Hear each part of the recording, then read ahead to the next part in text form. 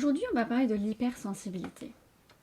On en entend souvent parler, mais on ne sait pas exactement ce que c'est. On ne sait pas ce que ça implique.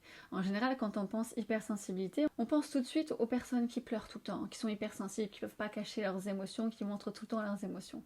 Donc on a cette image, quelque part, et c'est souvent le cas, d'une personne qui pleure beaucoup, qui ne sait pas retenir ses émotions, alors que ça n'est juste qu'une partie de l'hypersensibilité. Et encore, toutes les personnes hypersensibles ne sont pas comme ça. C'est une facette. L'hypersensibilité, c'est une sensibilité exacerbée de nos sens. Une très grande sensibilité de nos sens, donc de nos 5 sens. Donc pas juste de nos émotions. Donc il y a un lien direct entre les émotions et notre sensibilité, donc nos sens, mais c'est beaucoup plus large que ce que l'on pense. Donc aujourd'hui, je vous propose de vous faire passer un test pour voir si vous êtes hypersensible. C'est un test que j'ai pu faire passer à plusieurs personnes et les personnes ont été surprises en général de voir que c'était un test sur l'hypersensibilité. Elles se sont dit, mais attends, c'était sûr que c'est l'hypersensibilité. Et elles se sont découvertes pour la majorité des hypersensibles. Donc je vous fais passer le test et après je vous explique en quoi c'est important de savoir reconnaître notre hypersensibilité. Donc le test que je vais vous faire passer, il est tiré d'un livre de Helen N. Aron, une américaine qui a publié son livre The Highly Sensitive Person. Donc je vais vous lire en fait une série de phrases. Et je vous demande juste de mettre une croix ou de dire oui à chaque fois que la phrase vous paraît plutôt correcte ou très correcte. C'est-à-dire que si vraiment ça ne vous ressemble pas du tout, vous ne la comptez pas. Dès que c'est quelque chose qui vous correspond plutôt et plus, et vous mettez un petit bâton, une petite croix pour noter. Ok, c'est parti. Je suis consciente de manière générale des changements subtils d'environnement autour de moi. L'humeur des autres me touche. Je suis très sensible à la douleur. Pendant ou après des journées chargées, j'ai besoin de me retirer, de rester seule, soit dans mon lit, soit dans une pièce où je peux être calme, libérée de toute stimulation pour me reconnecter à moi-même. Je suis particulièrement sensible aux effets de la caféine ou autres excitants. Je suis facilement gênée par les lumières, les odeurs fortes, les couleurs vives, les tissus rêches et les sirènes proches. J'ai une vie intérieure riche et complexe. Le bruit me dérange. Les arts et la musique suscitent une profonde émotion en moi. Je suis une personne consciencieuse. Je sursaute facilement. Je m'affole lorsque j'ai beaucoup de choses à faire.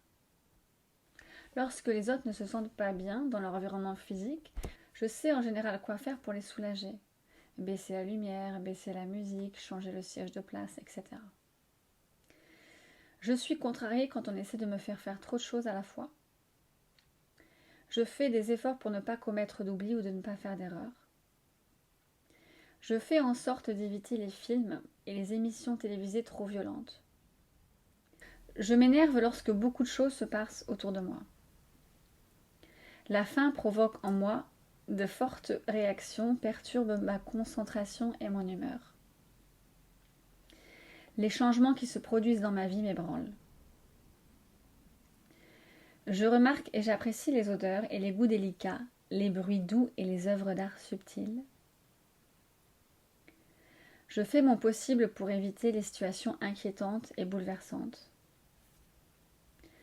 Lorsque je dois rivaliser avec quelqu'un d'autre, ou lorsqu'on me regarde faire quelque chose, je perds mon sang-froid et ma performance est moins bonne que lorsque l'on me laisse tranquille. Lorsque j'étais enfant, mes parents ou mes professeurs semblaient me considérer comme sensible ou timide.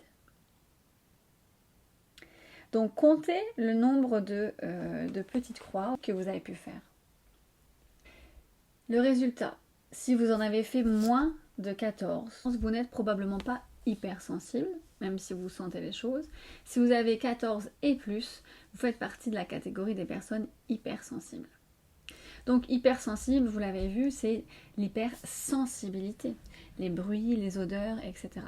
Donc il y a effectivement une grande partie de nos émotions. Mais en quoi c'est important de savoir que nous sommes hypersensibles? Pas juste pour gérer notre vulnérabilité, mais parce que la qualité de notre environnement, elle est extrêmement importante pour notre bien-être et aussi pour notre performance.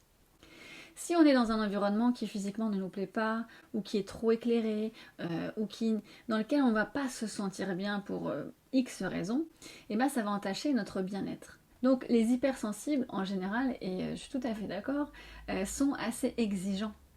C'est pas qu'ils sont jamais contents, mais c'est que quelque part ils ont des standards ou des besoins qui sont plus élevés que les autres. En termes de bruit, en termes de tranquillité, en termes de beauté, sont des personnes qui ont besoin quelque part, qui ont des standards plus hauts que les autres. Donc forcément, ça veut dire que ils vont devoir travailler dans des conditions peut-être qui seront différentes. Donc, en tout cas, ils ne vont pas vivre la même chose. Je sais que par exemple, avec mon conjoint, lui n'est pas du tout hypersensible. Il peut travailler dans n'importe quelle salle, qui ait de la lumière, pas de lumière. Moi, je peux difficilement travailler dans une salle qui n'est pas lumineuse, la lumière est trop forte, si c'est trop bruyant, etc. Pour ma concentration et mon bien-être, effectivement, j'ai besoin d'une certaine qualité en fait dans mon espace de travail.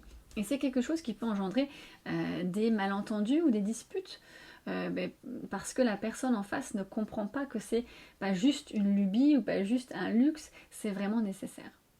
Donc si vous êtes hypersensible, je vous invite à faire attention à votre environnement et de voir dans votre situation personnelle ou professionnelle, dans le passé et dans le présent, ou dans le futur si vous faites des projets, comment vous pouvez intégrer justement ça, ce besoin ou cette attention à votre environnement. Donc vous voyez qu'on est loin du cliché de la personne qui pleure sans arrêt, ça n'est absolument pas la même chose. Donc soyez fiers d'être hypersensible, il n'y a pas de honte, il n'y a pas de complexe à avoir. C'est une force justement cette capacité d'avoir cette sensibilité. Les hypersensibles justement ont dans les archétypes l'archétype de l'artiste. Pourquoi ? Parce que l'artiste, quelque part, il a besoin de s'exprimer à travers les sens. Et comme l'hypersensible, c'est quelqu'un qui a les sens très sensibles, il est capable justement d'avoir une certaine connexion, une certaine subtilité que les autres n'ont pas.